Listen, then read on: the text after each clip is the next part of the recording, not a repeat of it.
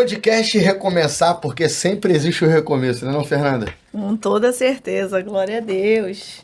Chegamos. Chegamos, esse podcast vai ser incrível, não vai? Com toda certeza. Vocês vão ficar impactados. Anuncia aí ela então. Vai. Estamos recebendo uma convidada de longe, gente, de Cabo Frio. Ela veio pro podcast, a nossa missionária Raquel. Se apresenta aí para esse povo. Eu sou a missionária Raquel, eu vivo com HIV e vim aqui para testemunhar daquilo que o Senhor fez na minha vida. Eita, Jesus. Forte, hein?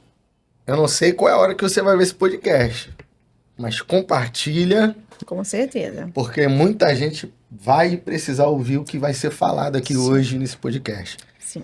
Vamos iniciar esse podcast com um recomeçar, né? Eu tenho certeza que você precisou recomeçar, porque quem não precisa de um novo recomeço? Isso. Qual foi a parte da sua vida que foi necessário você recomeçar? Então, o meu recomeço foi após um diagnóstico. Eu recebi um laudo de HIV positivo. Eita. E a partir daí, eu tive que recomeçar. Forte. Porque na minha concepção, a sentença era de morte. O vírus HIV, para mim, na minha concepção, diante daquele diagnóstico, era uma sentença de morte. Foi o pior dia da minha vida e eu acho que eu vou morrer. Você pensou que ia morrer mesmo? Sim. Acabou por aqui, acabou o projeto, acabou a missão. Eu praticamente estava viva, mas com a mentalidade de uma pessoa que já tinha partido. Esse era o meu pensamento. Sim. Eu comecei a agir de acordo com o diagnóstico. O diagnóstico estava me fazendo, em vez de eu me refazer. Então, eu senti que era uma necessidade de recomeçar a partir desse diagnóstico. E como que você descobriu que você estava com vírus? Como que foi a descoberta? Como que iniciou isso? Então, tudo começou quando eu descobri um nódulo na minha nuca. Eu estava fazendo o cabelo e minha madrasta identificou um nódulo na minha nuca. Eu nunca imaginaria que seria possível ser o HIV. Poderia uma garganta inflamada, alguma infecção. Sim. Diante disso, ela falou, vamos ao médico. E eu, como eu fugi muito, né, fujo dessa área, fugia, né. Eu demorei um tempinho, mas fui. Chegando lá, o médico, ele falou que poderia ser uma infecção na garganta, ele falou que poderia ser uma gripe, que era uma famosa íngua. Sim.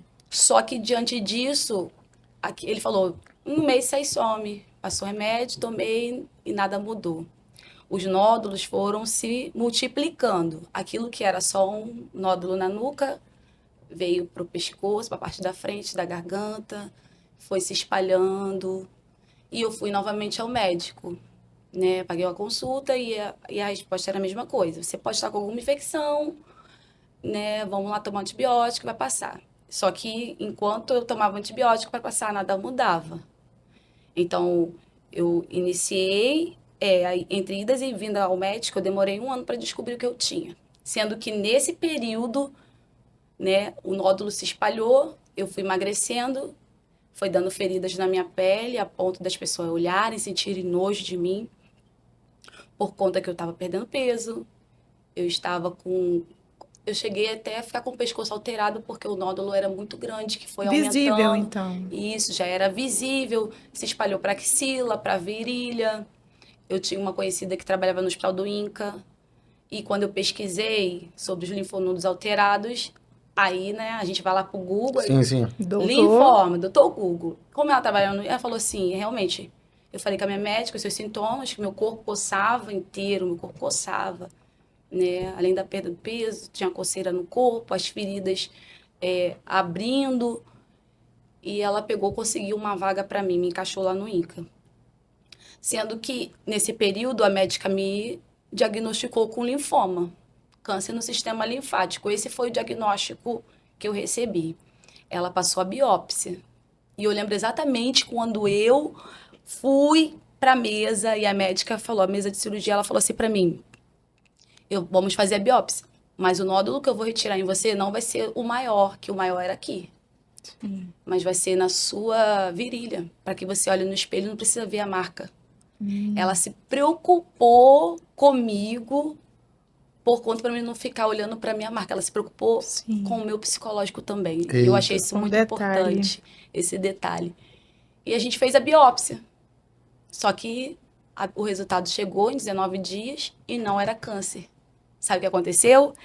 Eu saí testemunhando para as igrejas Tu que eu tava fui lá. curada do câncer. Eita. Porque se o sintoma era câncer, a médica me diagnosticou com câncer e a biópsia deu negativo. Durante esse processo de espera, né, a igreja orou, fizemos propósito, Sim. todo mundo veio junto, a família veio junto em oração.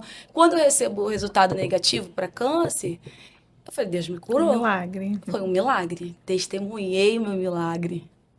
Sendo que passou-se esse período de uma semana, foi período de testemunho de milagre. Sim. Passou-se uma semana, a médica me ligou. E ela falou assim: Raquel, eu não tenho mais nada com você. Eu não precisava nem me preocupar contigo, mas algo me tocou. Os seus sintomas não são normais. E pasmem, enquanto eu contava que eu fui curada, as feridas foram cicatrizando. Psicológico, né? Para você ver como a nossa mente tem poder. Os meus Forte. sintomas foram da coceira.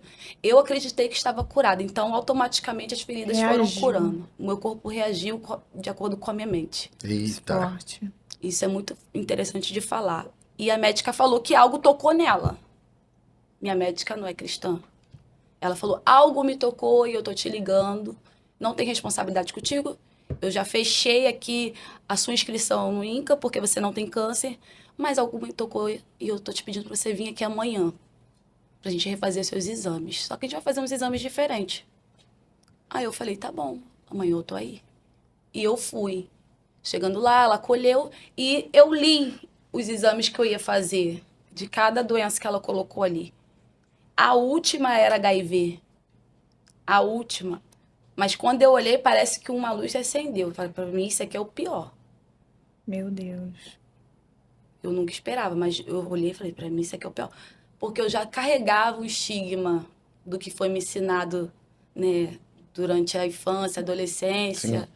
Porque na minha casa foi ensinado que HIV, a AIDS, é uma doença maldita. Naquela época, o estigma que o vírus HIV, que a AIDS carregava, era uma maldição, era uma doença que era uma peste gay, era uma doença para gente promíscua. Sim. Então, quando eu vi aquilo ali, eu falei, para mim, essa aqui é o pior, na minha mente. Fiz os exames todos e passou-se 2 dias. Ela me ligou e ela falou assim, exatamente para mim: Raquel, vem com alguém de sua confiança. Quando ela falou isso, eu já chorei. Meu Deus. Meu esposo me abraçou e falou: o que houve? Eu falei: não, ela mandou ir com alguém de minha confiança, então é o pior. E ele falava: tá maluca você? Que isso? Não, repreende esse nome de Jesus. Não é o pior. E eu chorava e falava: é o pior. E mesmo sem entender, né? E agora eu vou ter que escolher alguém de minha confiança. De minha confiança era minhas irmãs. Só que eu precisava de alguém que não ia sentir tanto a dor, Sim. que era centrado, que não ia sofrer, porque eu já estava sofrendo por Verdade. antecipação. Então eu precisava de alguém que não ia sofrer como eu estava sofrendo, ou até mais, porque minhas irmãs eram pessoas da minha confiança. E eu falei assim, eu vou chamar, na época eu chamei minha madrasta, porque ela era mais centrada, equilibrada. E nós fomos lá para me receber o meu diagnóstico. Sentei na sala da médica e ela falou assim, colocou assim na minha frente, falou assim: você não tem câncer, mas você tá com o vírus HIV, o vírus da AIDS. Pra mim, parecia que abria um buraco e eu já estava lançada dentro de uma cova. Pra mim, foi uma sentença de morte. Pra mim, foi o dia mais dolorido da minha vida. Hoje eu consigo contar sem chorar, Sim. mas eu já chorei muito. Naquele dia eu chorei ali na mesa. Eu indo embora para casa, eu também chorei, E o que me chamou muita atenção, que eu lembro até hoje, que alguns lapsos fugiu da minha mente por conta do peso do diagnóstico ali que foi dado para mim. Mas eu lembro que no ônibus vindo embora, minha madrasta falou assim para mim: por que logo você? Por que você? Porque pelo fato ela conhecia outras pessoas que tinham uma vida, vamos dizer assim, mais leviana e não Sim. tem HIV. E você tá com HIV. Então aquilo ali mexeu comigo. Porque na minha concepção, pelo que minha avó falava, as pessoas falavam no passado, que era uma maldição de Deus, eu estava amaldiçoada. Então, Deus não me ama, Eita. eu me senti rejeitada, eu me senti abandonada. Novamente a dor do abandono veio, porque eu sou uma criança, eu fui uma criança que fui abandonada pelo pai e pela mãe. Mas Deus sempre esteve comigo. Amém. Aí, diante do diagnóstico, eu pensei, agora Deus também me abandonou? Meu Deus. Então, novamente veio a dor do desprezo, a dor do abandono. Novamente veio aqueles pensamentos que até Deus... Porque, tipo assim, se o pai e a mãe abandonou, Deus não te abandona. E nessa hora eu me senti abandonada. Eu falei, Deus, se eu me... Porque eu não entendi, eu chorava muito. Meu esposo me abraçou, me beijou, me consolou, falou, tamo junto, nós vamos vencer junto isso, tô contigo. Sendo que ele também teve que, após o meu diagnóstico, ele também teve que fazer o teste. E ali ele também se descobriu, ele nunca imaginava, porque ele não adoeceu, ele era sintomático, ele não teve sintomas nenhum. Então ele não imaginava que ele tinha o HIV. E ali ele também recebe o diagnóstico de HIV positivo. Né? Duas bombas. Isso, veio a minha primeiro, após um ano do primeiro sintoma, que eu fui descobrir que era HIV. Logo após, ele também fez o teste e descobriu que também estava com HIV. Aí, para mim, a dor mais difícil foi quando eu fui fazer os testes nos meus filhos. Eita. Aí eu falei assim, Senhor, eu não suporto. Eu não suportaria essa culpa. Eu não suportaria essa dor. Se o Senhor tem propósito, se o Senhor tem alguma missão de eu viver com esse vírus, o Senhor não vai permitir que isso aconteça com os meus filhos. Fomos lá, fizemos o teste do meu filho. Na hora, negativo. Graças a Deus. Quando eu fui fazer da minha pequena, eu lembro que a enfermeira veio e falou assim, olha só, olha como é que tá aqui. Ela me mostrou o exame e falou, tá vendo? Tá estranho. Não tá aceso, mas também não tá apagado. Eu vou pedir o exame de sangue da sua filha. Aquilo ali me destruiu. Por quê? Na fase do primeiro sintoma, que foi o caroço, eu tinha acabado de deixar de amamentar minha filha. Ela tinha 2 aninhos. Novinha, né? Então, quando ela falou que o teste estava nem sim, nem não, que ela teria que fazer o exame de sangue, aí eu entrei na guerra com Deus. Falei, Senhor, fiz propósito, jejuei até o dia do resultado. Eu fiz um propósito com Deus. Falei, Senhor, não permita que minha filha seja cometida com essa enfermidade. Não permita que o vírus HIV chegue até minha filha. Porque, realmente, eu lembro que eu já estava deixando de amamentar, desmamando ela, tirando o aleitamento materno, quando eu descobri o primeiro sintoma. Então, eu fui lá, fiz exame de sangue e eu lembro, para você ver como esse vírus tem um estigma muito grande social. E eu falei baixinho, assim, na recepção da clínica que a gente foi fazer o teste da minha filha. Eu falei assim, nós viemos fazer um teste baixo, né? Para as pessoas que estavam ali próximo, que era um ambiente pequeno. HIV. O quê? Meu Deus, Ela que já soltou um recepcionista? quê? Foi totalmente sem noção nenhuma. Expôs. As pessoas ficavam assim pra gente. Pra mim e pro meu esposo, olhando. E ele constrangido. E eu mal, já estava muito mal, já não estava nem me alimentando direito. Aí fizemos, colhemos. Queríamos fazer o teste ali na hora, porque o resultado ia sair só com 15 dias. Então, aí eu perguntei, qual é o valor pro teste sair na hora? O exame de sangue sair na hora. R$ 800. Meu Deus. Eu falei, meu Deus, R$ 800 a gente não tem. Então, a gente vai ter que fazer o teste e esperar o resultado dos 15 dias. Foi 15 dias de guerra, de luta, de oração, de propósito. Eu conversando com Deus.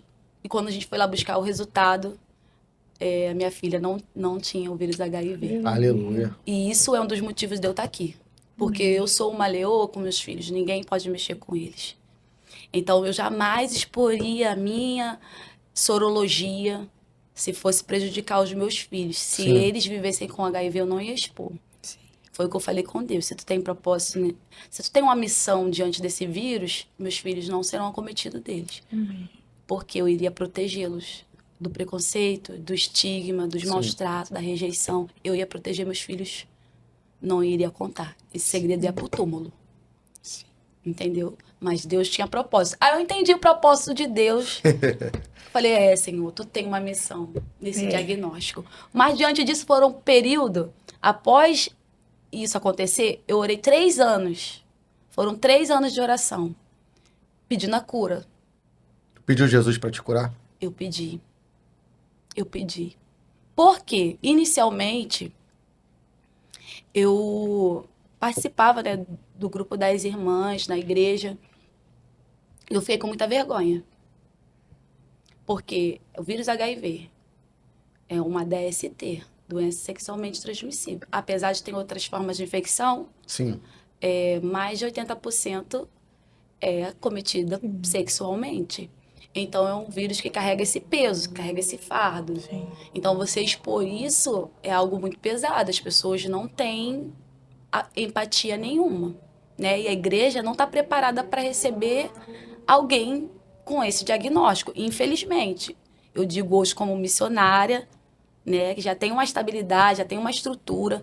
Mas se fosse alguém que não tivesse estrutura com Deus, não suportaria expor dessa Sim. maneira. Sim.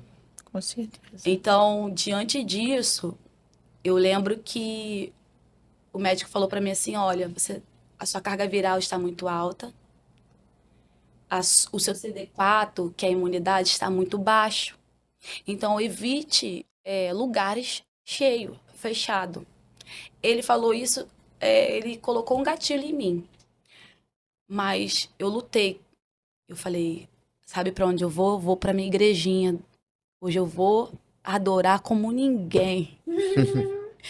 E a igrejinha era uma igrejinha pequena, lotada. Eita Deus. Eu não causava risco para ninguém, mas o risco estava em mim, de pegar algum vírus, alguém tossindo. Eu vou falar, quando Deus manda você fazer algo, Ele te garante. Sim. Eu fui pro culto, tinha uma irmã até com suspeita de tuberculose. Olha. Eu não sabia, ela foi pro cantinho dela, mas o Senhor vai lá e abraça. Aí eu fui lá e abracei a irmã, ela falou, eu tô com suspeita de tuberculose. Eita Deus. Aí eu continuei abraçando, eu falei, Senhor, o Senhor mandou abraçar ela, o Senhor garante. Esse Deus. Esse Deus é terrível. Ele é terrível. Eu costumo dizer essa frase, pastor, Deus é terrível, porque a gente não compreende o agir dele. Sim. De verdade. A gente não compreende, dói, mas é algo, tipo assim, sobrenatural, como ele supre as nossas necessidades, como ele... Eu não curei meu corpo, mas a minha alma é curada. Amém. Ele me Forte. curou nesses 3 anos de oração. Eu pedindo, Senhor, me cura, Senhor, me cura, Senhor, me cura. Senhor, me cura. Ele te respondeu? Ele me respondeu. A minha graça te basta, porque o meu poder vai se aperfeiçoar na sua fraqueza. Essa foi a resposta que Jesus te Coríntios deu. 12:9 foi a resposta que Deus me deu. Jesus te deu essa resposta? Foi. Forte. Porque eu 3 anos de oração, 3 anos indo para as consagrações, visitando igreja, pregando. Ninguém nunca foi usado, nenhum profeta, ninguém nunca foi usado para vir para mim e falar, seja curada, Deus está te curando. Ninguém, nunca.